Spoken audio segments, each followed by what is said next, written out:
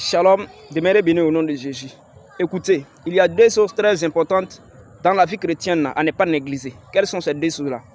La méditation de la parole de Dieu et la prière.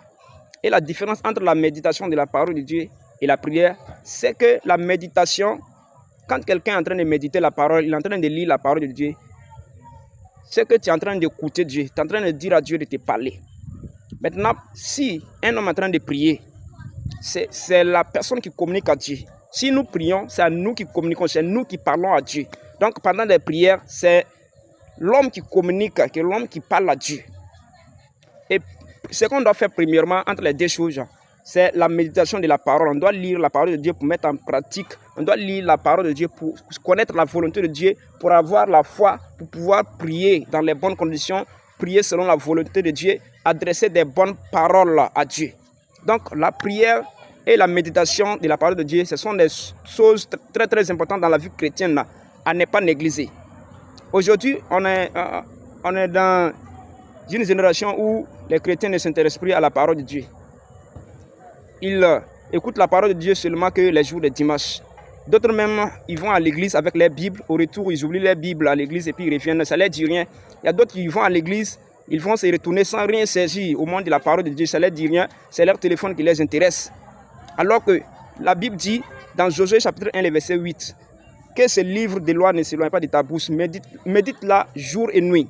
Médite ma parole jour et nuit. Donc un vrai chrétien qui veut être agréable à Dieu, qui veut connaître la volonté de Dieu, doit méditer la parole de Dieu jour et nuit. Il doit lire la parole de Dieu jour et nuit. Il doit écouter la parole de Dieu pour mettre en pratique. Attention, quand on écoute, on met en pratique. Quelqu'un qui écoute la parole de Dieu et qui ne la met pas en pratique, c'est Joro. Parce que avoir des Bibles ou méditer la parole ou écouter sans mettre en pratique, sans laisser la parole de Dieu entrer dans ton cœur, c'est inutile. Donc il faut écouter et mettre en pratique. Il faut écouter, méditer et mettre en pratique. Donc, comme Dieu a dit à Josué, dans Josué 1, verset 8, médite ma parole jour et nuit, que ce livre de loi ne s'éloigne pas de ta bouche. Ce n'est pas seulement les jours de dimanche qu'on médite la parole de Dieu. Chaque jour que Dieu fait, on doit méditer la parole de Dieu, on doit écouter, on doit lire, on doit méditer, on doit mettre en pratique. Charnellement, dans le côté physique, dans la chair, si tu manges matin, une fois à midi, le soir, dans la chair, spirituellement, c'est la même chose que tu dois faire.